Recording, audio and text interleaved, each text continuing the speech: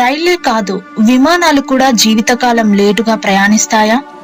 గంటల వ్యవధిలో ల్యాండ్ కావాల్సిన విమానం 35 ఏళ్ల తర్వాత ఎలా ల్యాండ్ అయింది? రైళ్లు జీవితకాలం లేట్ అవుతాయని తెలుసు, మరి విమానాలు కూడా జీవితకాలం లేటుగా నడుస్తాయా? ఒక కాలం నుంచి మరో కాలానికి ట్రావెల్ చేస్తాయా? ఈ ఘటన గురించి తెలిస్తే మీరు నిజంగా ఆశ్చర్యపోతారు. అదెలా సాధ్యమనే సందేహాలు కూడా మదిలో మెదులుతాయి. ఈ అంతు చిక్కని మిస్టరీ ఘటన గురించి, దాని వెనుక దాగిన వాస్తవాలను ఓసారి చూద్దాం. 1954లో జర్మనీలో బయలుదేరిన శాంటియాగో ఫ్లైట్ 513 విమానం సుమారు 35 ఏళ్ల తర్వాత 1989లో బ్రెజిల్లో ల్యాండ్ అయింది. అందులో ఏ ఒక్కరూ ప్రాణాలతో లేరు. పైలట్ తో సహా అంతా చనిపోయి అస్థి పంజరాల్లా మారిపోయారు. సైన్స్ ఫిక్షన్ ను తలపిస్తున్న ఈ ఘటన అప్పట్లో సంచలనంగా మారింది. ప్రస్తుతం సోషల్ మీడియాలో దీనిపై జోరుగా చర్చ జరుగుతోంది. ముఖ్యంగా టైం ట్రావెల్ ను నమ్మే వ్యక్తులు దీన్ని బలంగా విశ్వసిస్తున్నారు. ఇంతకీ ఈ ఘటన వెనుకున్న మిస్టరీ ఏమిటి? అది 14 నవంబర్ 1989 వీక్లీ వరల్డ్ న్యూస్ అనే పత్రిక ఓ సంచలన వార్తను ప్రచురించింది.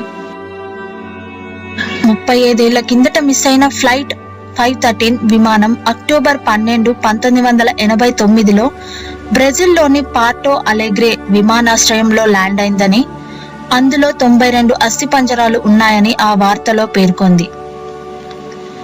ఫ్లైట్ 513 రికార్డులను పరిశీలించగా ఆ విమానం 1954 సెప్టెంబర్ 4న పశ్చిమ జర్మనీలోని అచెన్ విమానాశ్రయం నుంచి బయలుదేరినట్లుంది. ఆ విమానం గాల్లోకి ఎగిరిన కొన్ని గంటల్లోనే అట్లాంటిక్ సముద్రంలో కుప్పకూలింది. అయితే ఈ విమానం మళ్ళీ 1989లో ల్యాండ్ కావడం ఆశ్చర్యం కలిగిస్తోంది. ఇది ఆదిత్య 369 సినిమా తరహాలో ఒక కాలం నుంచి మరో కాలానికి వెళ్లి ఉంటుందని పలువురు పరిశోధకులు అభిప్రాయం వ్యక్తం చేస్తున్నారు. దీనిపై పారానార్మల్ పరిశోధకుడు డాక్టర్ సెల్సో అటెల్లో స్పందిస్తూ, ఆ విమానం తప్పకుండా టైం వ్రాప్ లోకి ప్రవేశించి 1989లోకి ప్రవేశించుంటుందని తెలిపారు. ఈ ఘటనపై జర్మనీ ప్రభుత్వం తమ ఏజెంట్ల ద్వారా విచారణ జరిపించిందని ఆ పత్రిక వెల్లడించింది. ఈ ఘటనపై వివరాలను తెలిపేందుకు నిరాకరించారని పేర్కొంది. బ్రెజిల్ విమానాశ్రయ వర్గాలు ఈ విషయాన్ని ధృవీకరించాయని తెలిపింది. ఆ రోజు ల్యాండ్ అయిన విమానం చాలా పురాతనమైనదని, దానికి శక్తివంతమైన టర్బోప్రాప్ ఇంజిన్లు ఉన్నాయని తెలిపింది.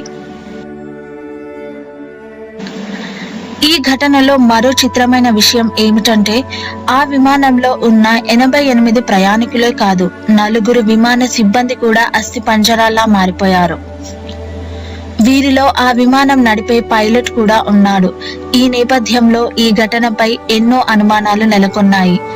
ఆ విమానం ఎలా ల్యాండ్ అయింది, దానికి ల్యాండింగ్ అనుమతి ఎలా ఇచ్చారు, ఇలా ఒకటి కాదు అనేక సందేహాలు నెలకొన్నాయి. ఈ విమానం పైలట్ కెప్టెన్ మిగ్యూల్ విక్టర్ క్యూ కాక్పిట్ లో విమానం నడుపుతున్న పొజిషన్ లో కనిపించారు. ల్యాండింగ్ కి ముందు ఆ విమానం విమానాశ్రయం చుట్టూ చక్కర్లు కొట్టింది. ఆ విమానం గురించి మాకు ఎలాంటి సమాచారం లేకపోవడంతో గందరగోళం ఏర్పడింది. ఆ తర్వాత విమానం దానంతట అదే ల్యాండ్ అయింది.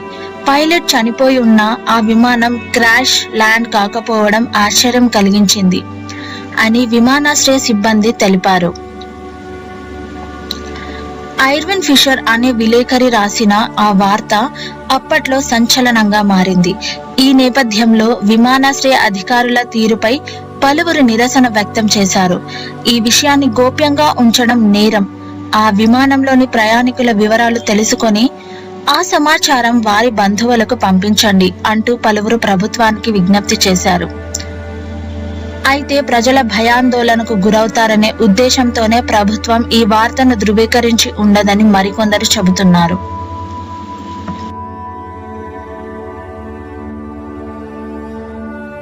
ఈ ఘటన విషయాన్ని పక్కన పెడితే 1954లో మిస్ అయిన ఫ్లైట్ 513 విమానం ఏమైందనేది ఇప్పటికీ తెలియరాలేదు.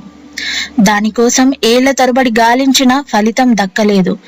ఈ నేపథ్యంలో ఆ పత్రికలో వచ్చిన కథనాన్ని చాలా మంది నమ్మారు. కానీ ప్రభుత్వం ఈ ఘటనను అధికారికంగా ధృవీకరించకపోవడంతో ఆ పత్రిక కథనం నిజమా కాదా అనే అనుమానాలు నెలకొన్నాయి. అప్పట్లో కొన్ని పత్రికలు సంచలనాల కోసం ఇలాంటి వార్తలను సృష్టించేవని, ఆ పత్రిక కూడా ఈ వార్తను సృష్టించి ఉండవచ్చనే అనుమానాలు ఉన్నాయి. 2014 మార్చి నెలలో మిస్ అయిన మలేషియా ఎయిర్లైన్స్ విమానం 370 ఆచూకీ ఇప్పటికీ తెలియరాలేదు.